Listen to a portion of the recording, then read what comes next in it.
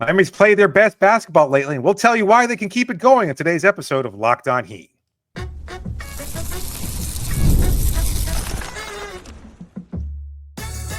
You are Locked On Heat, your daily Miami Heat podcast, part of the Locked On Podcast Network, your team every day. All right, welcome to Locked On Heat, your daily podcast on the Miami Heat. Whether you're tuning in on YouTube or your favorite podcast app, thanks for making Locked On Heat your first listen every day. You can start the season with a big return on FanDuel. New customers can place a $5 bet, and you'll get started with $150 in bonus bets if you win your first $5 bet. Visit FanDuel.com to get started. Jam-packed show for you today. I'm Wes Goldberg, editor at allyoucanheat.com, with David Ramil, both of us credentialed Heat media members who cover this team every day.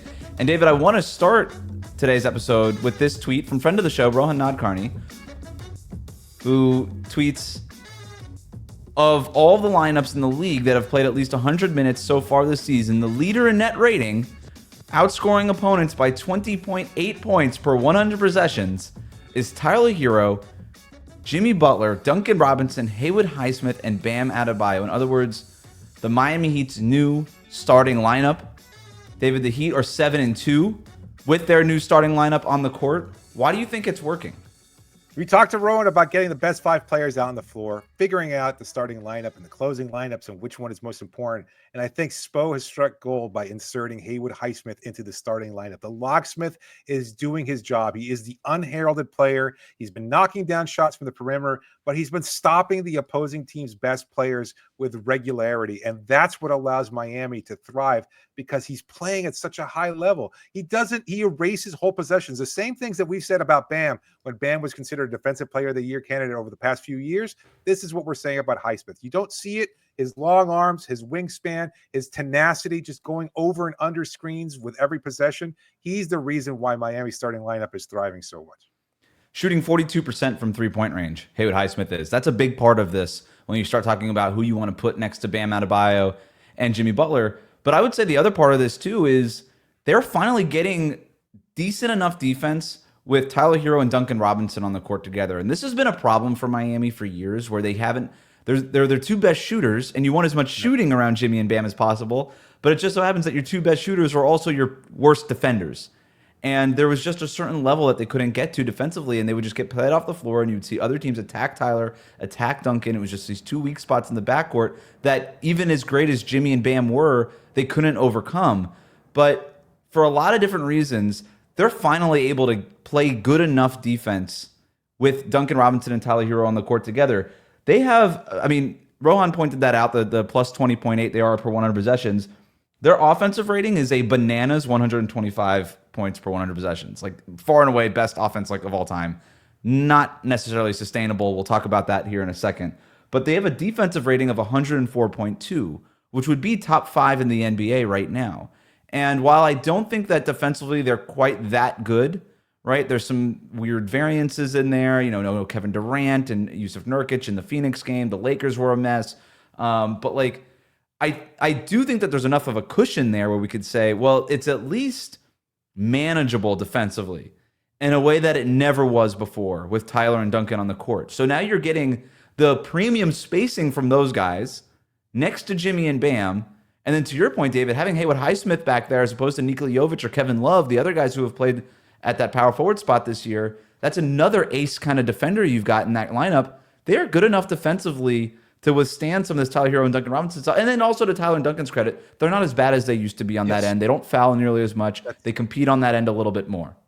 Yes, they specialize in help defense. They can anticipate passing lanes. We saw that with Duncan when he got that block on steal from Jared Allen to ignite a fast break. We've seen it with Tyler when he kind of just jumps into passing lanes, a la Jimmy Butler. At this point, they're great help defenders. They're not great individual defenders. When they're out on an island, probably they're going to get toasted. And that's okay. You're going to give up points that way. No, the expectations are, and you know that they're in place. You don't have to concern yourself. But you've got two great individual defenders in Bam and Haywood Highsmith, and you've got still a fairly solid to maybe pretty good defender in Jimmy Butler, who's kind of taken a step back on some occasions. Like, there's still the potential there. It's Sunday against Donovan Mitchell, he locked him up early. That was maybe Jimmy's best defensive performance of the season. And if you're getting a lot more of that, and to your point, Tyler and Duncan Robinson, despite the fact that they're both at the guard spot, they don't even have to guard the best players on the other team if the best player on the other team is a guard, because Jimmy Butler and Haywood Highsmith are more than capable of doing that.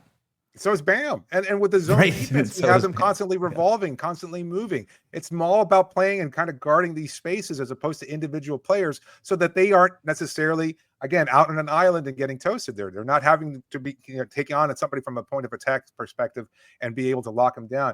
That's not what their strong suit is, and they're not being asked to. So Spo has done a good job, and I think he's found the right combination of tools and talent there so that he can blend really potent offense with a really solid defense, and kind of trying to find a way of incorporating the zone defense so that everybody's maximized. Isn't that what we talk about when it comes to coaching all the time? Finding a way to maximize players, whether it's a player position, the head coach out on the floor, or the actual coach and Spo himself, trying to find a way of getting the most out of these players so they're not exposed or not taken advantage of. He's done a really good job of that of late.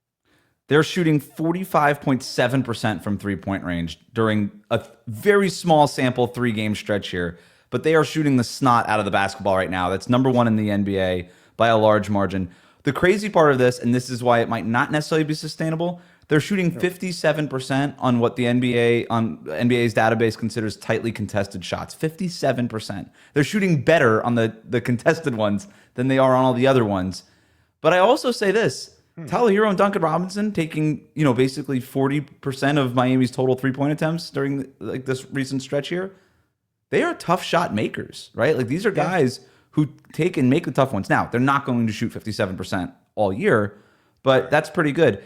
The 3-point shooting luck on the other side of it, though, from the opponents, not what it usually is when you kind of see a team go on a little bit of a run like this. Like, the other team is shooting fine from 3-point range. It's just that Miami is just shooting so lights out that the margin is such that they're winning these games, mostly from beyond the arc. But they're also, and here's my favorite part about it, 71%. They're shooting 71% at the rim. That's up from 58% prior to this 3-game winning streak. And a lot of that, I think, David, and correct me if I'm wrong here, is a lot of it has to do with the space that they've now created. I do think part of this, what we're seeing here with this offensive explosion, is the 5-out offense, the volume that Eric Spoelstra wanted to shoot these threes at, is starting to show up in the opposing scouting reports. And teams are closing out hard on everybody. There is more space. Jimmy Butler had a drive. I rewatched that Cavaliers win. He has a drive against on the first bucket that the Heat made in the game. He's driving in one-on-one. Jared Allen will not leave Bam Adebayo on the perimeter. Jimmy Butler's working one-on-one on Darius Garland. A routine help spot for any defender. And maybe it was just a botched thing by Jared Allen or whoever else, but there's at least enough in their head where they're saying, I can't leave these shooters on the perimeter, and that's opening things up for them. That seems hard to accept, because it seems so atypical of Miami dictating the pace. Miami has historically played in the mud. We drag things down, we kind of slow things down, etc. But now things are kind of the opposite in a sense. They're opened up. They're much more spaced out, and they're able to take advantage of the opportunities. It's a good point, and one I hadn't considered, whether or not now other teams are seeing Bam shoot the 3 more. They know Jimmy can shoot it on occasion. Everybody knows what Tyler and Duncan are certainly capable of, and Haywood is a 3-and-D player, and that's his reputation, and well-earned one at that. So, I mean, you've seen even if to that point, and I'm now thinking about it, Haywood Highsmith has had a number of drives to the hoop over the last few games, more along the lines of, differently than his typical shot profile. And I wonder if, again, that's the whole thing is, you close out on him from the perimeter, and all of a sudden a shot blocker has to be out of the paint because of Bam's spacing, because of Jimmy's spacing, because of everything they do there, allowing Haywood to kind of drive the baseline and get an attack at the rim. I wonder if this is all kind of just tying together. It was a slow process. It's been difficult to really get the final version to see it click as effectively. But we're kind of starting to see the seeds. We're starting to see a seedling come through the soil of Spo's machinations here, and I think it's working. The Heat are 12-10. They're 5th place in the Eastern Conference, 1.5 games behind the Knicks for 4th. Next game versus Toronto on Thursday. Then it's Detroit on Monday, followed by OKC, Orlando, Brooklyn, Orlando, Atlanta, and Houston to close out the month. You look at those Orlando games, they're going to be without Franz Wagner and probably without Paolo Banchero for at least one of them, maybe both of them. We still don't know when Banchero is coming back for the Magic. The Heat could feasibly go 6-2, 5-3 in that stretch, which would mean that they've, during this overall stretch, could be 8 or 9 wins in an 11-game stretch here. And that's sort of what I've been asking for. I remember like a week ago, I was like, can we get one of these long, prolonged kind of runs where there's a proof of concept, and it looks like maybe things are trending in that direction. I don't know if, 8 out of 11, 9 out of 11, I don't know if that's going to be good enough to move up in the standings like a ton and overtake the Knicks, the Celtics, kind of get up there with those teams. But I think it would be enough at least to separate them from some of the play-in teams in the East, which is really all I care about. You talk about the goal going into this year, just don't be a play-in team again. Yeah. That, it's early in the season, but that would give you a nice little cushion there. Those are some good defensive teams, though. OKC, Orlando, Houston, 3 of the best defensive teams in the league. So those might be a the little bit losses more there. difficult. Well, I mean, that's 4 of them, so you can't really afford to lose them all, even without Banchero or Wagner. I mean, so those are still really good, solid defensive teams, and you have to be able to find a way to take advantage. Those are going to be an interesting test for the Heat, especially with their new offense clicking the way it has been. So beyond just the starting 5, the Heat have settled on basically a 9-man rotation here. We'll tell you who's on the outside looking in. All of that and more coming up next on Locked On Heat. Today's episode is brought to you by FanDuel. Get ready to tackle the NFL action with FanDuel, America's #1 sportsbook, because right now new customers can bet $5 and get $150 in bonus bets if you win. That's FanDuel Sportsbook. It's the app that gives you everything you need to place live bets on the NFL all in one place. Sometimes you're watching a Dolphins game, you get a hunch in the middle of that game, you want to check out the latest stats. Well, why not? You can view live play-by-play. You can do that and so much more, all on the same page where you place your bets. Just visit FanDuel.com to join today. You'll get started with $150 in bonus bets if you win your first $5 bet, but only when you go visit FanDuel.com. Never waste a hunch and make every moment more with FanDuel, the official sportsbook partner of the NFL. We'll be right back. Thanks again for making Locked On Heat your first listen every day. Your favorite NBA team now has a free daily newsletter. Introducing the Locked On Heat newsletter, one stop for ultimate Heat and league coverage with local analysis and amazing writing from Katie Heindel, Mike Shearer, and Locked On Fantasy Basketball tips from Josh Lloyd. Sign up for free now at LockedOnDaily.com. Beyond the starting lineup, the Heat have settled on rotation. At least it seems that way. The last 2 games, David, they've played Drew Smith over Alec Burks and Josh Richardson. Pelle Larsson, he's been out for injuries. But Terry Rozier, he's coming off the bench. Kevin Love has pretty much cemented himself as Bam's backup, although Thomas Bryant can get minutes on nights where Kevin Love doesn't quite have it anymore. But no minutes for Nikola Jovic. Kel'el Ware still in the G League right now. But having Drew Smith, Terry Rozier, Jaime Jaquez Jr., and Kevin Love off the bench is a nice, tight 9-man rotation. And I think Eric Spoelstra should stick with it. I see no reason for him to change it up right now. It's a good point. It feels like we're marginalizing some of these players. And we talked about Nico because we were asked about that following the Cavaliers win. And it's tough to kind of just accept it, despite all of his potential. And as much as we like to see him thrive, he just might not have a place right now. And there's kind of been this watering down effect where you have all these players. And we've mentioned this before. You have a lot of players that are kind of good in one aspect, and maybe offensively or defensively, and never a combination of those things. And that leads to problems. But you know what? Now you're finding the right balance again with Highsmith on the starting lineup, with these backup rotations. You're able to kind of put players out there that can find a way to thrive. Terry as a bucket getter off the bench. Jaquez is your kind of ersatz two-way player there. Love, he's limited. But again, you find the right combination in between the starting lineup and these backups, and you can kind of maximize that group so you're not hemorrhaging points the way they did earlier in the season, which is really what the problem was. You had Thomas Bryant getting blasted out there. Love wasn't playing, so you were getting killed on the rebounding rate. And I think that's a good point also. I made it yesterday during the Cavs win. I think the second unit, and I'd wonder what the numbers are, the second unit's ability to pull down rebounds with Love, Jaquez, Rozier being an active rebounder, and sometimes Hero kind of sharing the floor with him. We saw what Drew Smith did in that closing moments of the game against the Cavaliers. Like, those are all solid rebounders. They might not defend well as a group, but if they can end possessions, that's certainly going to help Miami in the future. The Drew Smith plus Haywood Highsmith combination is really interesting to me also. I know that's not what they closed with last night, but that is a little like shades of Gabe Vincent and Caleb Martin, isn't it? Let me hear it. Right? That's the Heat kind of found something a couple of years ago with those two, obviously with Tyler Hero, Jimmy Butler, and Bam Adebayo, and that just worked as a closing group. And if you're getting those kinds of contributions from Drew Smith, and if he's again 3 of 6 from 3-point range, that is such a big deal when we're talking about these guys coming off the bench and who they can play with and how many minutes they're going to get. Like right now, Jaime Jaquez, you're seeing his minutes go down, partly because he was injured to start the year, but also because he's shooting less than 30% overall from 3-point range. And it feels like this bench has, there was an adjustment period. It was, this is what we think we're going to get with Jaime to start the year. They didn't get that for one reason or the other. They moved Terry Rozier to that bench and now a 6-man role. And then everything else, like, and they're tinkering around with these different combinations. It feels like they finally settled on that bench unit. Like who are night to night reserves. Now that we know that we can't really trust Jaime to be there, but we also can't bench him because we still think that he's going to bounce back. Like he'll return to form at some point. He's just got to play into shape or whatever's going on with him. But you can't take him out of the lineup completely. But yeah, I think they found something here.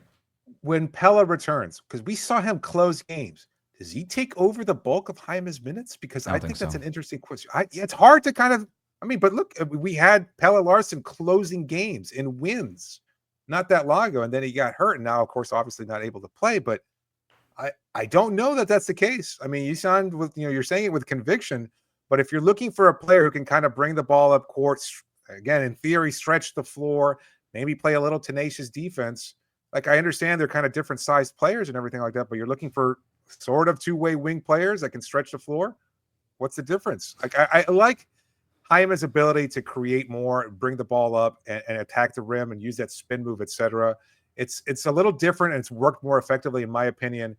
Now that if he's bringing the ball up, I think he can kind of seize up the opportunity and kind of size up whether or not this is going to work. Early in the season, he was getting in the low post and then kind of just dribbling back and forth, and the footwork is there. But I also think that it's something that players are a little bit more accustomed to, and the scouting report understands that this is what he's going to try to do to back you down and to create a look at the rim.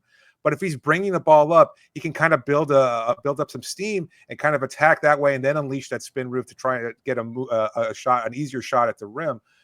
So I like that opportunity for him, but I just don't know that either of them are so good offensively that, you can't say one of them has a stronger case over the other at this point. I could see maybe Pella finishing games over Jaime. I can't see him just taking those minutes outright.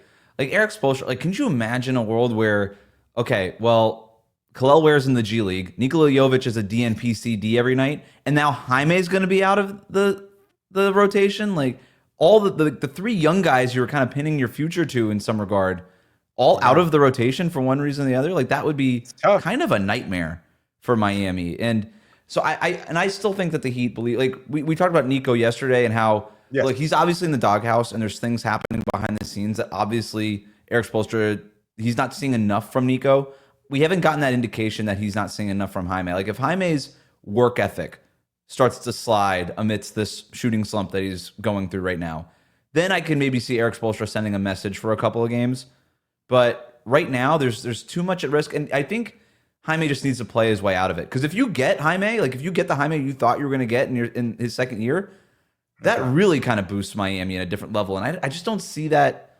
Like, I don't see Pella providing that kind of shot creation. That's not really his game. He's more of a connecting piece, and that there's value there. But to me, it's like it's that Drew Smith spot that still seems a little like up in the air. Is this just a sort of a flash in the pan from Drew Smith? Does Pella Larsson end up getting those minutes again? That to me is sort of that swing spot. And by the way, we're only talking about 9 here. Eric Spoelstra's been very happy going 10 deep. Like, Pella Larsson could get minutes in a 10-man rotation, and he just expands the rotation. Doesn't mean he's necessarily out. But, Josh Richardson, he's out. Nikola Jovic, he's out. Like, Thomas Bryant's only getting minutes when Kevin Love it looks like he's 36 years old. So it's, but for now, I think it's a nice, tight 9-man rotation.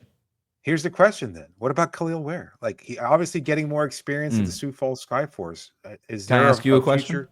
Yeah. Do you think Kel'el Ware ends up finding a spot by the end of the regular season? Or maybe another ways to phrase that is, do you think Kevin Love is still the backup center by the end of the regular season? I'm starting to lean no. Because if you're seeing his minutes cut for Thomas Bryant, and like, I know that Miami again did a good job, and Love's still elite rebounder, playmaker, heady IQ player, etc. I feel like you've got to try something. Like, I think the idea is, look, this kid is talented, but he's raw as hell, and he needs the experience of playing, and he's not going to get at the NBA level because for every spark he provides a dampener too. So you need to get him more battle tested. You need to give him more experience. And we saw with Nico, they did this last year when he played in Sioux Falls, kind of was buried there for a little bit. Then all of a sudden he wound up playing, maybe due to injury, but still he wound up getting more minutes as a result. I think you can make the same case that Ware might be able to get on that same kind of evolutionary pattern so that by the end of the season, he'll probably wind up being a more effective center, a backup center than Kevin Love, which isn't to say you can't play Love at the 4, which is something he talked about preseason. I remember asking him as a backup 4, not next to Bam. Yeah, because we've tried that a couple times and it hasn't worked. But I think if the Heat, I think that's exactly what the Heat are hoping happens. Is let's get this guy some G League seasoning, and then by the end of the regular season, this guy's ready to take these backup center minutes. That to me would be the best case scenario. And if you're getting that from Kel'el Ware, he's ready to play. He's earned that backup center spot. Right, because we know the athletic stuff, we know the 7 foot, we know all the things that he can provide. If he's just sort of, if he cleans up the margins of his game and he's not quite so raw and making those mistakes, then I think you really have something there. You get that plus Jaime playing his best basketball at some point. I mean, that could really even bolster this rotation even more, and we go from a team that didn't look very deep to a team that suddenly looks very deep. A big part of that also has been Terry Rozier. He might have just entered a new stage of his career as a sixth man. But I think he's going to continue to help the Heat in this role. Or, on the flip side, maybe they consider trading him. We're going to talk about Terry Rozier's role and more coming up on Locked On Heat. Today's episode is brought to you by Mint Wireless. With big wireless providers, what you see is never what you get. So somewhere between the store and your first month's bill, the price you thought you were paying magically skyrockets. But with Mint Mobile, you never have to worry about gotchas like that ever again, because when Mint Mobile says $15 a month, when you purchase a 3-month plan, they mean it. We've all been there. You get a good deal, a salesman's trying to make that sale, get that nice commission and say, oh, this is what you're going to be paying. Then all of a sudden your first monthly bill comes in and it's like, what? This isn't what we agreed to. And all of a sudden there's a hidden fee or some kind of tax that you weren't expecting.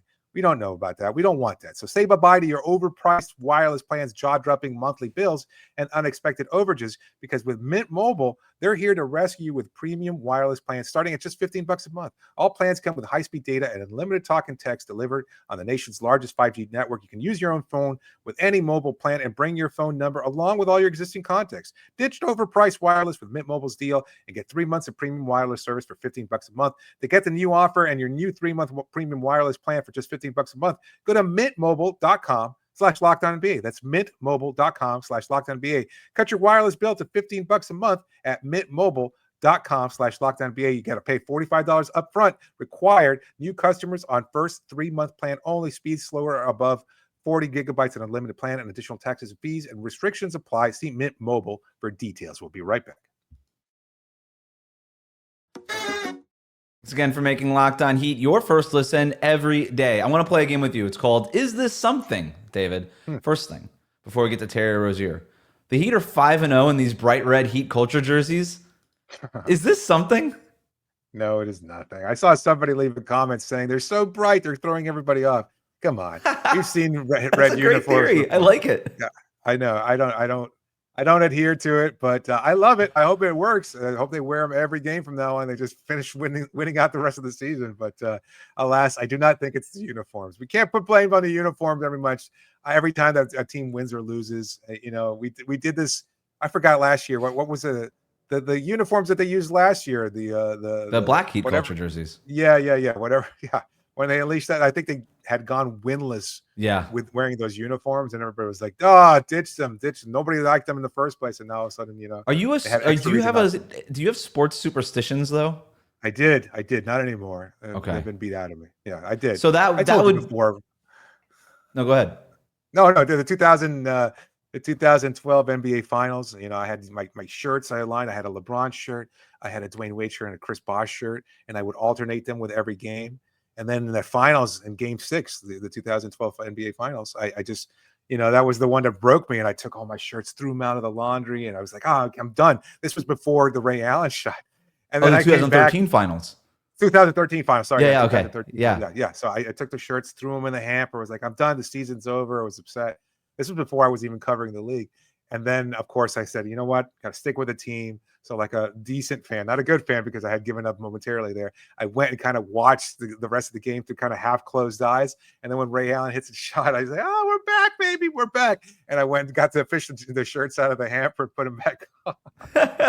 That's great. Never again. I haven't done it since. In the 2012 finals, I wore the same undershirt for the entire NBA Finals series without washing it. Without washing it, under my classic red Dwayne Wade jersey. I wore the same hat and also the same pair of shorts while watching that whole series. I was still in college at the time in Orlando. Yeah, you probably were a little ripe by that point then. Oh yeah, but I wasn't at the bars trying to pick up women. I was at the bar for a reason. At the ale house watching the NBA Finals. So yeah, I agree. I don't think it's something, but maybe it is something. So too early to tell. We'll put it that way. Is this something? So here are Terry Rozier's stats as a starter versus his stats coming off the bench. Okay, so here's Terry Rozier as a starter: 12.9 points per game on 38% shooting, 3.7 assists to 1.8 turnovers in 32 minutes per game. Were a net negative with him on the court. That's the plus minus stat there. Here's Terry Rozier coming off the bench: 11 points on 46% shooting, 2.3 assists, 1.1 turnovers in fewer minutes. I can't read my writing here. The Heat have been a net positive with him on the court. Is this something, David?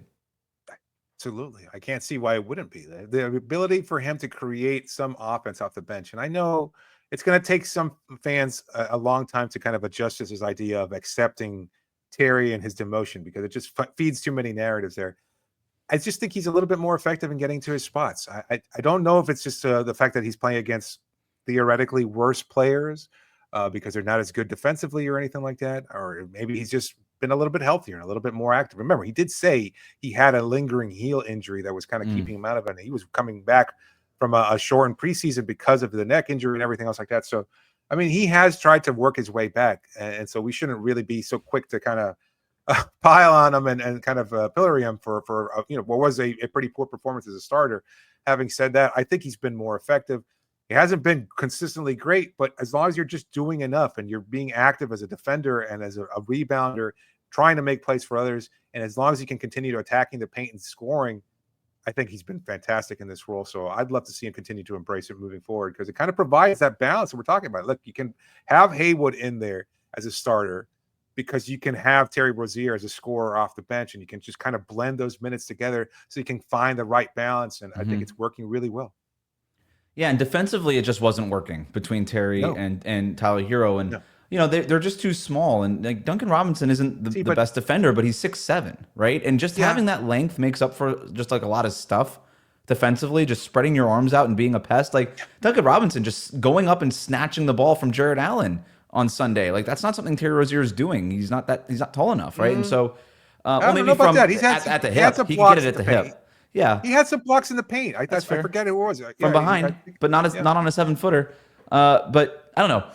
Still, the point is, for whatever reason, it's working defensively between between Tyler and Duncan, and then you have Terry Rozier come off the bench. I know he's making a lot of money.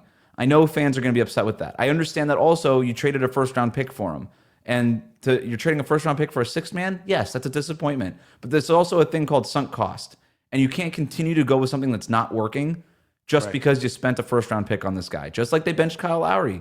Like, it didn't stop him from doing it. You got to do what's best for the team, regardless of what you invested in that guy, whether it's between the assets and the money.